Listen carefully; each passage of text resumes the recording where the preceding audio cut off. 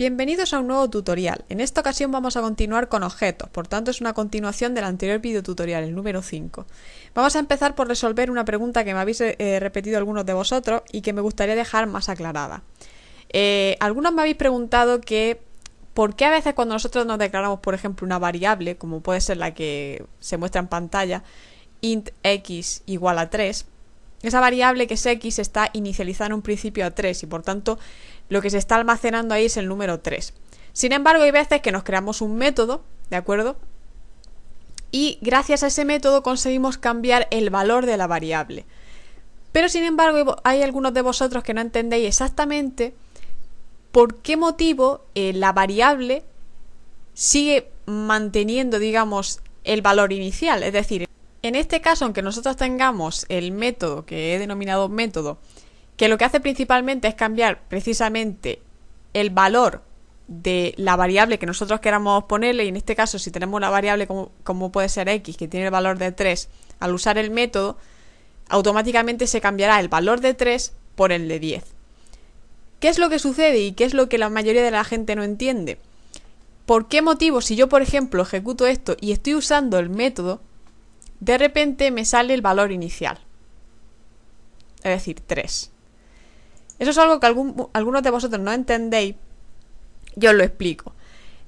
Cuando nosotros usamos un método y nos creamos una variable que solamente se usa en ese método, es decir, la variable p que se encuentra aquí como argumento de entrada del método, solamente se usa dentro de ese método. En el momento en el que yo estoy usando el método, esa variable existe. Pero para Java, una vez que se cierra ese método y acaba justo aquí, es como si esa variable desapareciera. Entonces, ¿qué es lo que sucede? Pues que cuando nosotros estamos usando un método, para poder obtener, digamos, el resultado que me está devolviendo ese método, tenemos que usar directamente el método. Es decir, si aquí lo que yo quiero es que me salga 10 porque quiero cambiar el valor de la variable, tendría que venirme aquí y mostrar por pantalla directamente el resultado del método. Para ello vamos a hacer algunas modificaciones. Vamos a hacer, por ejemplo, que devuelva precisamente la variable.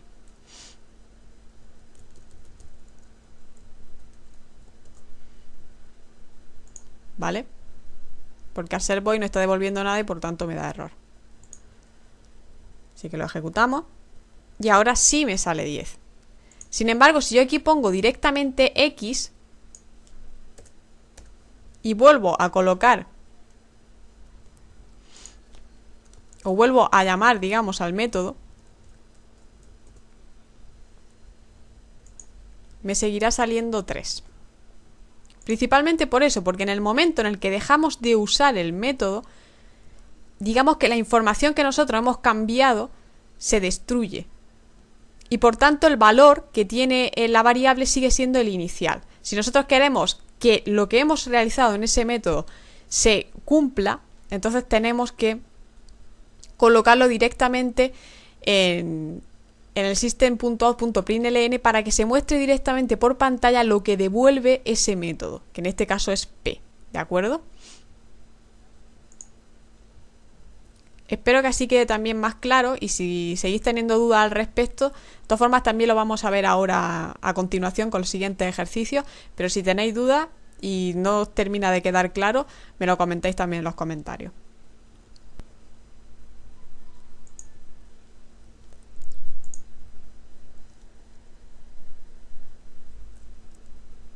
Hasta ahora solo habíamos visto variables del tipo primitivo. No sé si había comentado alguna vez lo que son las variables no primitivas, sí que recuerdo que lo comenté, pero aún así vamos a profundizar en esta ocasión más detenidamente acerca de lo que son las variables no primitivas, es decir, las variables de clase. Como podéis observar, me he creado una clase que se llama punto, donde me he creado dos variables de tipo entero, una que es x y otra que es y, ¿de acuerdo? Y me he creado un constructor en el que en principio he inicializado la x e y a los argumentos de entrada que he metido dentro del constructor, que son a y b. De esa manera, cuando yo cree el objeto, dentro de uso rectángulo, ahí será donde yo le coloque los valores, que en este caso serán 35 y 23, ¿de acuerdo? Por tanto, el punto que yo le estoy metiendo y el objeto que me he creado en uso rectángulo tiene como argumentos de entrada y por tanto como inicialización de... Lo voy a poner así para que lo veáis mejor. Como inicialización de estas dos variables, tiene por una parte 35 el valor de X y 23 el valor de Y, ¿de acuerdo?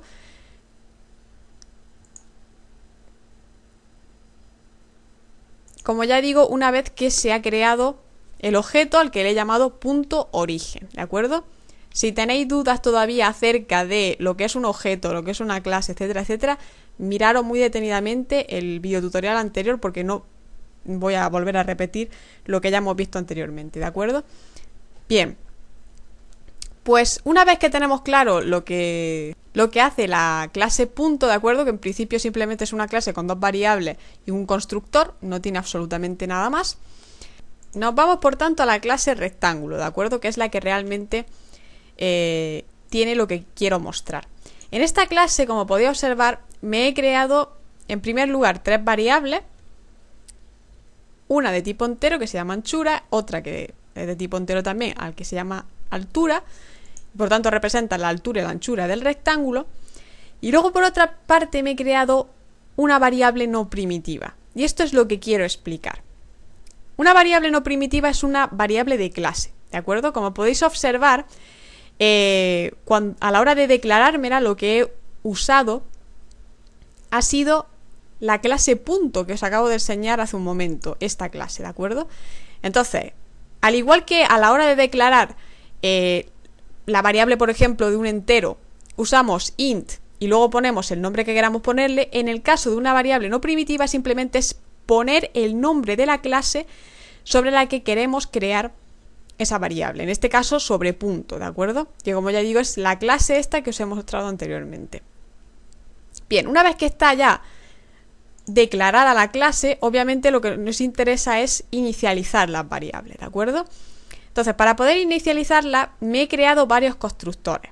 En primer lugar me he creado este constructor que lo que hace es inicializar los valores de la clase punto a 0. Es decir, para poder usar una variable de clase, lo que hacemos es, al igual que hacemos con cualquier otra variable, es poner el nombre, lo igualamos y creamos ese objeto, ¿de acuerdo? A través de la palabra new, seguido del nombre de la clase y después le metemos los argumentos de entrada que están especificados dentro del constructor de la clase. En este caso, el constructor de la clase punto tiene dos argumentos de entrada de tipo entero. Por tanto, yo aquí, cuando me estoy creando ese objeto que se llama origen, lo estoy inicializando a 0. Por tanto, los valores de A y de B serán 0 respectivamente. Bien, por otra parte me he creado otro constructor en el que le voy a introducir el valor que va a tener tanto A como B cuando use, o cree mejor dicho, el objeto, pero a través de la clase uso rectángulo, que es ahí donde me he creado tres objetos que se llaman rect1, rect2 y rect3, y es ahí donde voy a introducir los valores de las variables que hay en la clase punto. Para que lo podáis entender mejor de forma gráfica, os voy a enseñar cómo funcionaría. Bien, para que lo veáis de forma gráfica y os quede más claro. Como podéis observar, he representado lo que es la clase punto a través de este círculo, ¿de acuerdo? Donde tenemos las dos variables que nos hemos creado, que son x e y, ¿de acuerdo? Que almacenan dos números enteros, el 35 y el 23. ¿Dónde inicializo esa variable? Obviamente en el constructor lo que estoy haciendo es diciéndole al constructor, oye, cuando me cree un objeto, al que le voy a llamar además punto origen, ahí es donde le voy a meter el valor que tiene A y B a través de el objeto que me he creado que se llama punto origen, y ahí es donde le vamos a meter el valor que tiene tanto A como B. una vez, como ya digo, que me he creado el objeto, ¿de acuerdo? Entonces digamos que como que punto origen está haciendo una referencia o está señalando a esa clase que se llama punto, ¿de acuerdo? Y está comprobando que el constructor precisamente de esa clase tiene dos argumentos de entrada de tipo entero, ¿de acuerdo? Que a partir de la inicialización que nosotros hemos realizado precisamente en el argumento de esa clase le estamos indicando que A y B tienen los valores de 35 y 23, como se puede observar de forma gráfica y un poquito más clara lo que se está realizando en código, ¿de acuerdo? Entonces, ¿qué pasa con rectángulo? Bien, como podéis observar y como he comentado antes, me he creado tres constructores, ¿de acuerdo? Para entender mejor cómo funciona el tema de los constructores, os lo he representado aquí de nuevo de forma gráfica, ¿de acuerdo? Por una parte, como podéis observar, tengo exactamente la misma representación gráfica que antes, es decir, tengo punto origen, ¿de acuerdo? Que señala o hace referencia a la clase punto, ¿de acuerdo? Y donde hay dos variables, x e y. Y luego, sin embargo, me he creado un objeto que llamo rect1 y que no lo hemos creado en la clase usoRectángulo, ¿de acuerdo? Por una parte, en rect1 lo que hemos hecho es que hemos usado, de entre los tres constructores que hemos creado en rectángulo, hemos usado el último, este de aquí. Cuando usamos un constructor, teniendo en cuenta que nos creamos varios en una misma clase, hay que tener en cuenta que podemos crearnos todos los constructores que queramos, como comenté en el anterior video tutorial, pero teniendo en cuenta que lo que son los argumentos dentro del constructor debe ser diferente al del resto de constructores. No tiene mucho sentido crear dos constructores que sean exactamente iguales, ¿de acuerdo? Entonces, en este caso me he creado cuatro constructores, y dentro de esos cuatro constructores, cada uno inicializa de manera diferente las variables que no hemos creado en rectángulo, ¿de acuerdo? Entonces, en el caso de la última, lo que nosotros tenemos es una variable no primitiva a la que le hemos puesto de nombre P, ¿de acuerdo? Y que pertenece a la clase punto, ¿de acuerdo? Y luego tenemos otras dos variables de tipo entero, ¿vale? Entonces, lo que hemos hecho es que le hemos indicado al constructor que introduciremos, digamos, los parámetros o la información dentro de esas variables a partir del objeto que nosotros nos creemos en nuestra clase usoRectángulo, que es ahí donde vamos a usar precisamente esos objetos, ¿de acuerdo? Entonces, en primer lugar, como ya comento, me he creado tres objetos de tipo rectángulo, ¿de acuerdo? En este caso, uno le he puesto rect1, rect2 y rect3, ¿de acuerdo? Entonces, centrándonos en rect1, que es el que nos interesa. Rect1 lo que hace es coger el cuarto constructor que no hemos creado dentro de lo que es la clase rectángulo, ¿de acuerdo? Y entonces, en primer lugar, lo que hace es que dentro de lo que es el argumento no primitivo que hemos creado anteriormente la clase rectángulo, le está introduciendo el objeto que nosotros no hemos creado de tipo punto, que es punto origen. Y ahí es donde hemos inicializado que x y y valen 35 y 23. Por tanto, cuando nosotros nos vengamos a lo que es el objeto rectángulo, al referenciar, digamos, rectángulo al objeto de tipo punto que nosotros hemos creado, que se llama punto origen, automáticamente los valores de altura y de anchura tendrán el valor de 35 y de 23. ¿De acuerdo? Por tanto, aquí se puede ver, digamos, la conexión que hay entre la referencia entre las distintas clases, ¿de acuerdo? En este caso, entre la clase punto y entre la clase rectángulo. La clase usoRectángulo, para la que no os liéis, simplemente es donde nosotros creamos los objetos y por tanto los usamos, por ejemplo, para calcular el área o para lo que a nosotros nos apetezca, con otros métodos, ¿de acuerdo? Que eso ya lo veremos a continuación. Pero en principio lo que tenéis que tener claro es que cuando queramos crear un objeto de tipo, por ejemplo, rectángulo o de tipo punto, lo haremos siempre a través del método principal main. Y para ello nos crearemos otra clase a la que le podemos poner usoRectángulo, usoPunto, mostrar, lo que vosotros queráis. Ahí nos creamos, como ya digo, y repito, un objeto de tipo punto origen, donde tendremos e inicializaremos las variables de x y de y que hemos creado en la clase punto a 35 y 23. Y a continuación nos venimos a la clase rectángulo. Nos creamos un objeto donde estamos usando el cuarto constructor que hemos creado, donde metemos como argumento de entrada una variable no primitiva de tipo clase, en este caso de clase punto, y dos variables de tipo entero, que son w y h. El nombre le podemos poner el que nosotros queramos, ¿de acuerdo? Bien, como aquí obviamente todavía no están inicializadas y necesitamos inicializarlas, y le estoy indicando a la hora de crearme el constructor que le indicaré el valor de esas variables una vez que me cree el objeto, pues cuando me creo el objeto al que llamo para poder crearlo rectángulo, le pongo un nombre, igual, creo el objeto con new, uso la clase, vuelvo a usar digamos la clase rectángulo, vuelvo a llamarla y ahí introduzco los argumentos de entrada. En este caso, argumento no primitivo, punto origen, que ya no lo hemos creado anteriormente aquí, y al que ya le hemos introducido en un principio las variables 35 y 23. Y luego a continuación le metemos lo que sería el valor, el nuevo valor que le estamos introduciendo de la altura y de la anchura, ¿de acuerdo? Del rectángulo. En este caso, y además como se puede observar, yo aquí le he metido una nueva altura y una nueva anchura. Por tanto, cuando yo calcule el área, ¿vale? No me va a coger, como aparece aquí de forma gráfica, el 35 y el 23, ¿de acuerdo? Sino que me va a coger el nuevo valor que yo estoy introduciendo.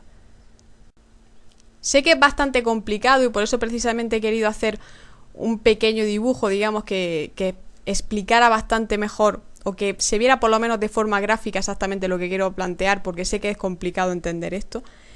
Pero en principio lo único que tenéis que tener muy claro simplemente es lo que es una variable no primitiva, que a fin de cuentas es la referencia a una clase. En este caso estamos haciendo referencia a punto, a la clase punto, ¿de acuerdo? Y simplemente la estamos usando en otra clase que se llama rectángulo. En eso consiste exactamente objetos, en que nosotros podemos tener distintas clases que pueden ser completamente diferentes, pero la grandeza de objetos es que podemos conectar y referenciar esas distintas clases para poder obtener a lo que a nosotros nos interesa. En este caso, por ejemplo, si nosotros queremos introducir la altura y la anchura, pues podemos crearnos precisamente un punto, donde podemos introducir cuál es la altura y cuál es la anchura, y luego usarlo precisamente dentro de lo que es el rectángulo. Esa es un poco la idea, ¿no? El cómo usar distintas clases a favor precisamente de crear un conjunto de programas y de elementos que, en definitiva, conexionen los unos con los otros y permitan crear un software, como el que usamos diariamente en cualquier PC, en una tablet, un móvil, etcétera, etcétera. Bien, y volviendo a centrarnos en lo que son clases y objetos, vamos a volver a repasar cómo, sobre todo, llamamos a los atributos y a los distintos métodos, ¿de acuerdo? Entonces, si yo, por ejemplo, tengo la clase rectángulo y tengo 3 variables, tened en cuenta lo que he puesto aquí. Cuidado con los atributos públicos. Ya lo expliqué en el anterior videotutorial, si no os acordáis lo repasáis. El atributo público me permite usar estas variables fuera de lo que es la clase rectángulo. Por ese motivo, cuando yo hago uso de la clase uso rectángulo, puedo usar directamente los atributos anchura y altura sin necesidad de crearme un método auxiliar que me almacene la información precisamente de esas variables. En principio lo he hecho así, aunque ya digo que siempre recomiendo hacerlo en privado, ¿de acuerdo? Entonces, si nosotros queremos saber cuál es la altura y la anchura de nuestro rectángulo, podría hacer algo así. Es decir, poner system.out.println anchura es igual a anchura más y altura igual a más altura. Como podéis ver, me da error. ¿Por qué? Pues porque principalmente no estoy llamando a ninguna clase. Estoy poniendo supuestamente un valor o una variable que no existe. Que al menos si yo creara aquí una variable, por ejemplo, que fuese de tipo entero, al que llamo anchura, pues me lo reconocería enseguida. El problema es que no hay ninguna variable aquí que se llame anchura. Entonces no estoy llamando a ninguna clase. Necesito llamar a la clase rectángulo para que me reconozca la variable anchura, ¿vale? Entonces, en este caso, como no hemos creado varios objetos de tipo rectángulo, como puede ser por ejemplo rect1, pues si yo hago uso de rect1, aquí nos aparecen las distintas variables, que como ya digo son públicas, pues me aparecen aquí, aparte también de los distintos métodos que me he creado, ¿vale? Entonces, como podéis ver, ahora ya no me daría error. Y si ejecuto esto, nos aparecería el nuevo valor que le he introducido, como he explicado antes, dentro de lo que son los argumentos de entrada, ¿de acuerdo? En rect1, que en este caso sería 203 y 304. Bien, pues aparte de los constructores, como he mostrado anteriormente, también me he creado dos métodos. Uno que calcula el área del rectángulo y otro que mueve. ¿Qué quiere decir que mueve? Lo que hace es que coge los valores que tienen x y y, pero en punto, ¿de acuerdo? Y que, como se puede observar, cuando me he creado el objeto punto origen le he introducido como 35 y 23 y le modifico el valor. ¿De acuerdo?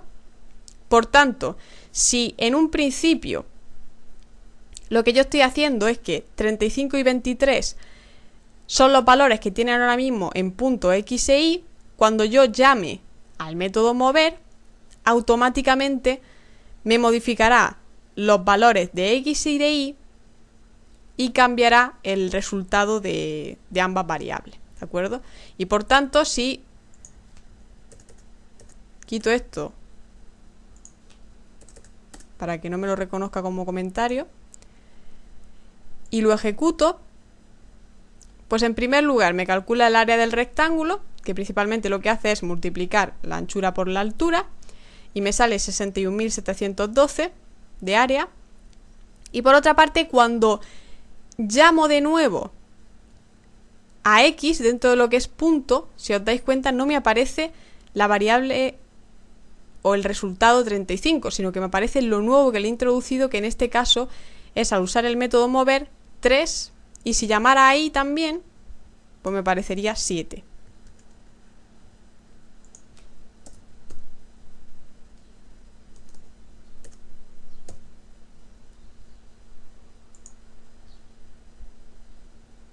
¿De acuerdo?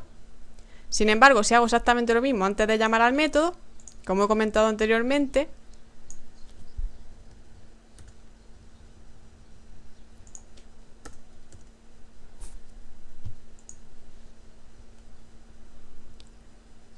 pues el resultado de x sería 35, ¿vale? Es decir, que antes de llamar al método, como he comentado al principio del video tutorial, antes de llamar al método, los valores permanecerán exactamente iguales a lo anterior. La diferencia con lo que he mostrado al principio del video tutorial y con lo que estoy haciendo ahora es que yo estoy haciendo referencia a objetos, ¿de acuerdo? Mientras que antes estaba usando directamente variables. Si yo lo hiciera esto precisamente, o usara el método mover precisamente con una variable que me he creado aquí, tendría que meterlo directamente en system.out.println para que me diese ese resultado. Pero al estar usando objetos donde estoy almacenando esa información, la información está almacenada directamente en el objeto. Y cuando yo haga o llame a ese objeto, automáticamente me modificará el valor de la variable en el momento en el que yo llame al método mover. ¿De acuerdo? Pues en un principio esto es lo que tenía pensado comentar acerca de este ejercicio, donde espero que os haya quedado bastante claro lo que son las variables de tipo no primitivo, ¿de acuerdo? Si tenéis cualquier duda, porque sé que esto es complicado de entender, la verdad, quizás de lo más complicado de entender que hemos visto hasta la fecha. Si tenéis cualquier duda me la dejáis abajo, y si no, pues en el próximo video tutorial seguiré haciendo más ejercicios de este estilo, sobre todo si tenéis más dudas y no os queda del todo claro, porque sé que esto es complicado. De todas formas, vamos a hacer otro ejercicio que me he creado aquí de tipo cuenta. Se llama cuenta, ¿de acuerdo? Y me he creado también el uso cuenta. Voy a cerrar todo lo demás.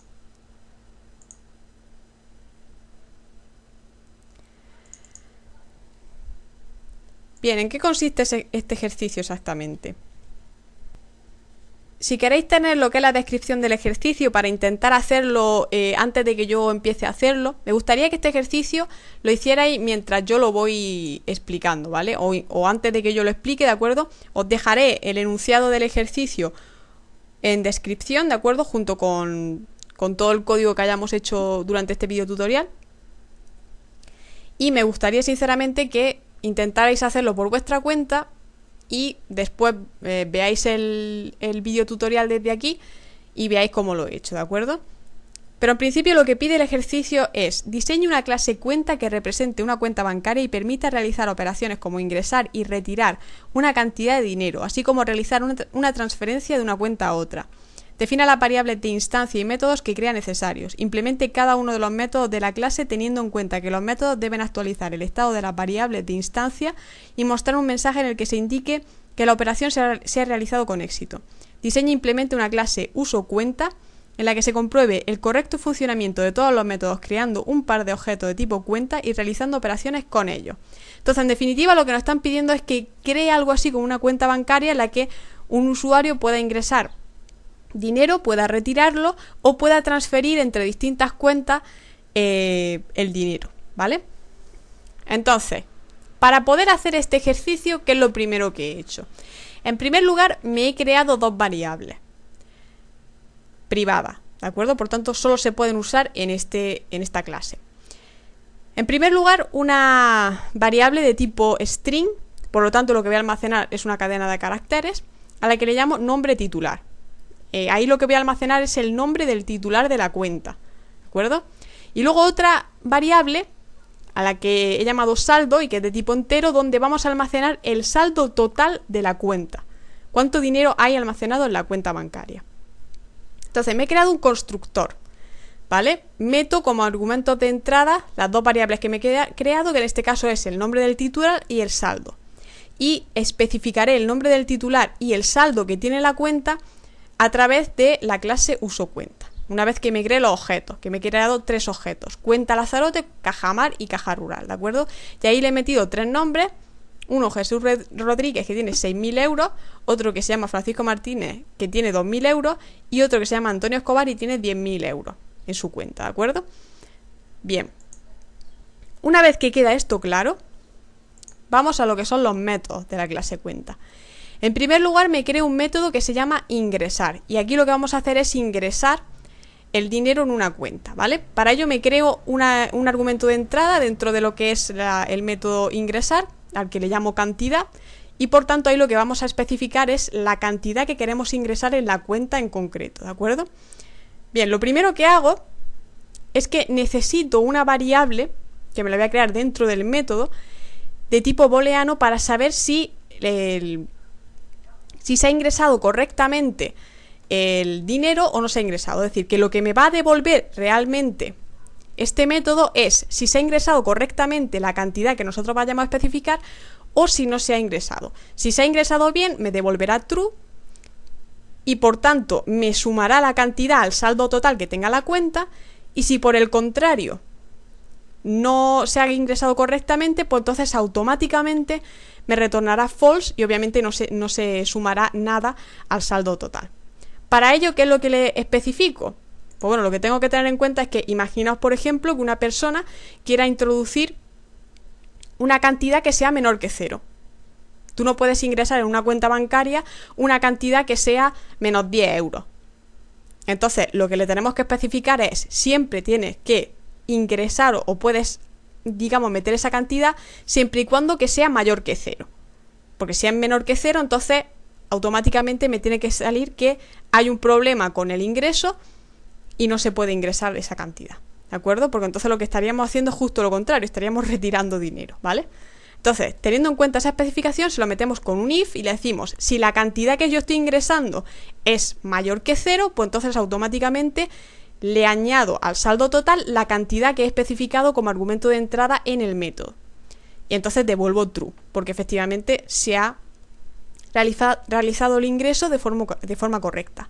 Si la cantidad que intento especificar es menor que 0, pues entonces simplemente retorno false, ¿de acuerdo? Y en el caso de retirar, pues es muy parecido, es un método muy parecido.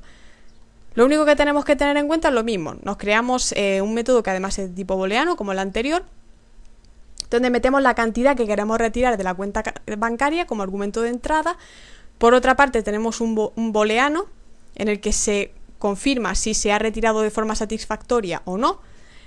Y lo que es la implementación del método, simplemente comprobamos, primero, que la cantidad introducida tiene que ser también mayor que 0 para poder restarlo, ¿de acuerdo? Y que el saldo que haya en la cuenta bancaria tiene que ser obviamente mayor o igual a la cantidad que queremos sustraer. Porque imaginaos, por ejemplo, que haya alguien que quiere sustraer 10.000 euros de una cuenta en la que hay 6.000 euros. No puede sustraer esa cantidad, porque no hay tanta cantidad de dinero en la cuenta, ¿de acuerdo? Entonces tenemos que tener en cuenta esos dos factores. Primero, que la cantidad que nosotros tenemos que introducir, por la forma en la que estamos implementando el método, tiene que ser también mayor que 0. Porque como le estamos restando aquí automáticamente, si le metemos una cantidad que sea menor también, menos por menos es más. Entonces lo que estaríamos haciendo sería sumarlo también, ¿de acuerdo? Entonces, por otra parte, tenemos que tener también en cuenta que el saldo total que nosotros le estamos introduciendo sea mayor o igual que la cantidad que le estamos introduciendo. Si esos dos requisitos se dan, y por eso le pongo el i, porque se tienen que dar los dos requisitos, entonces automáticamente cojo el saldo total, le resto al saldo la cantidad que nosotros queremos sustraer y le digo al programa que se ha retirado correctamente esa cantidad y por tanto devuelva true. En caso contrario, pues obviamente le diría al programa que no se ha podido retirar y devolvería un false.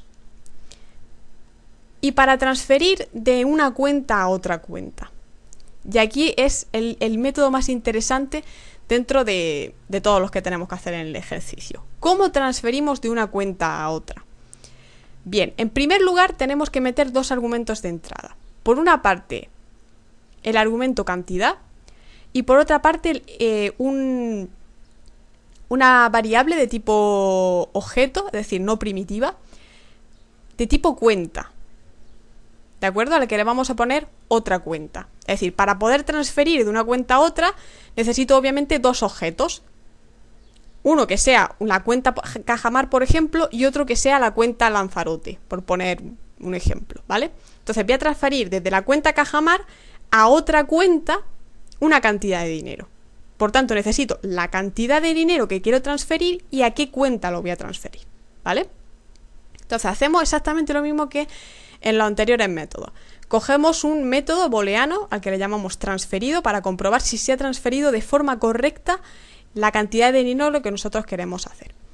Entonces, le ponemos como objeción que igualmente, que si la cantidad es mayor que 0 y el saldo que nosotros queremos transferir, el saldo que hay en la cuenta de la que nosotros queremos transferir el dinero es mayor o igual que la cantidad que nosotros queremos transferir, pues entonces lo que hacemos es, primero, retiramos el dinero de la cuenta en la que estamos ahora mismo. Por tanto, usamos el método retirar y retiramos el dinero, la cantidad que nosotros queremos transferir.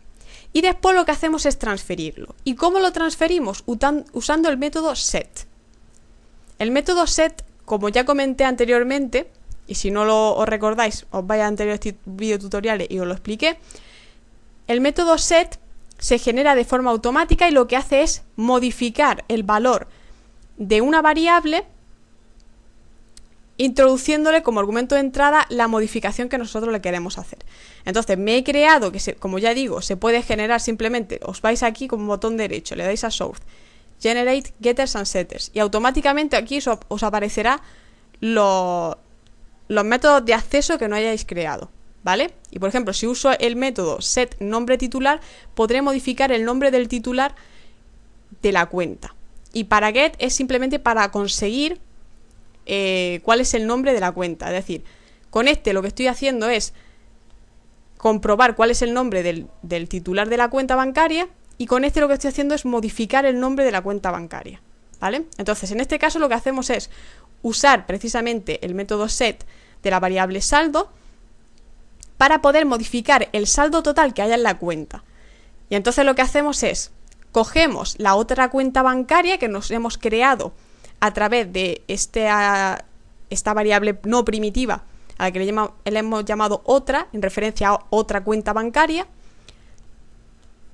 y le damos con el punto y nos aparecerán todos los métodos que tenemos a nuestra disposición en lo que es la clase cuenta. ¿Qué es lo que nos interesa? Pues saber cuál es el saldo que tiene almacenado esa otra cuenta bancaria, y una vez que tenemos el saldo total que tiene la otra cuenta bancaria, simplemente le tenemos que sumar la cantidad que nosotros queremos transferirle, ¿de acuerdo?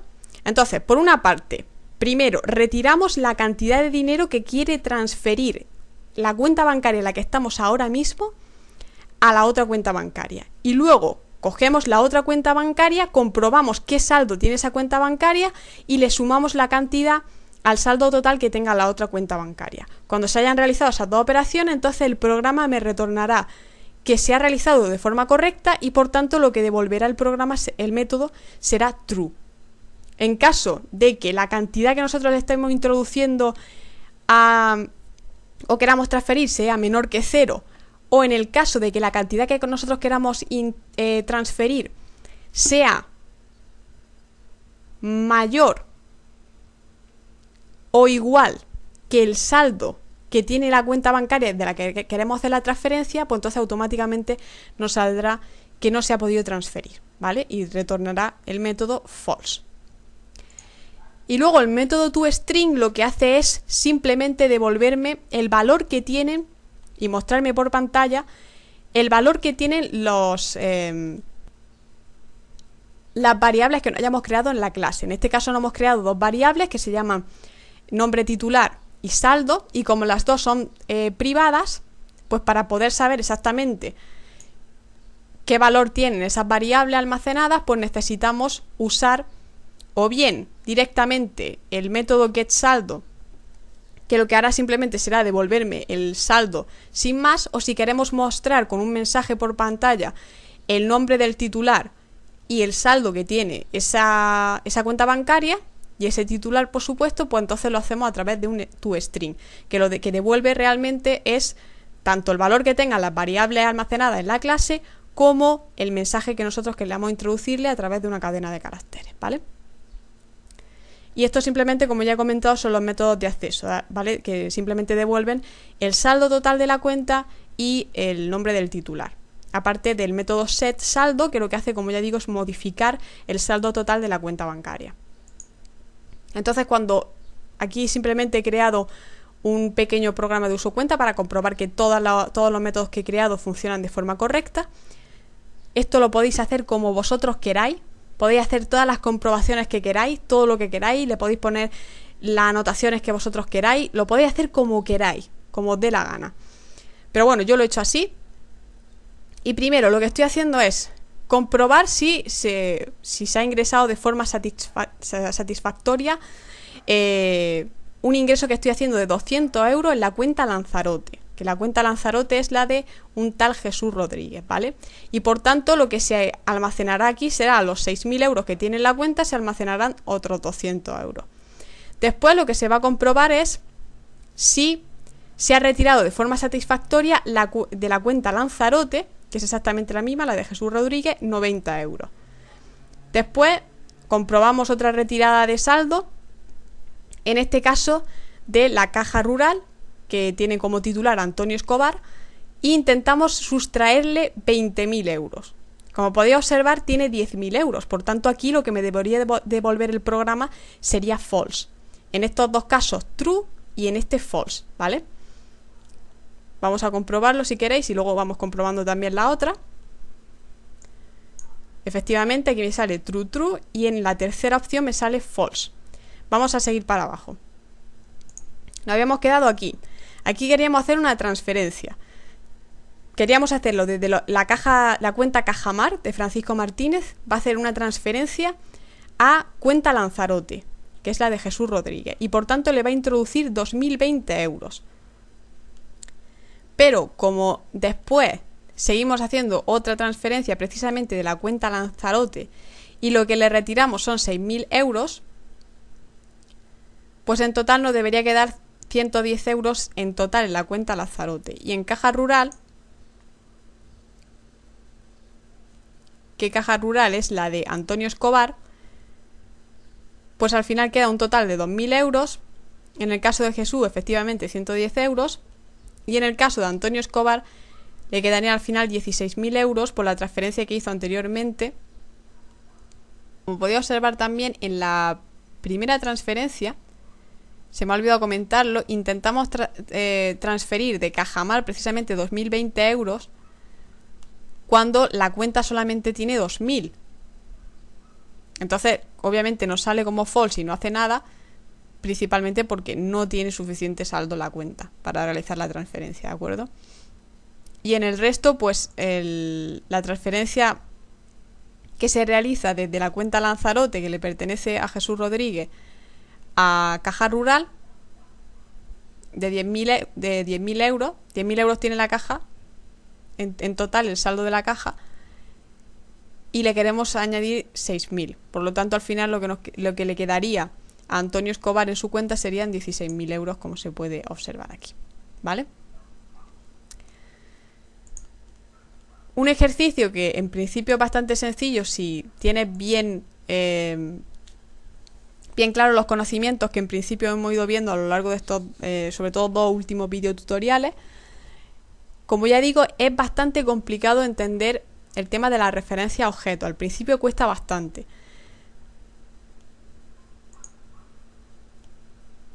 Pero poco a poco, sobre todo haciendo ejercicios y si entendéis sobre todo la gráfica que os he puesto y que yo creo que queda bastante claro la referencia que se hace entre las distintas clases y demás, yo creo que os puede quedar bastante claro. De todas formas, ya digo, como es algo bastante difícil, entre comillas, de asimilar y cuesta mucho verlo al principio, si tenéis dudas o queréis que sigamos haciendo más ejercicios de objetos, me lo comentáis en los comentarios.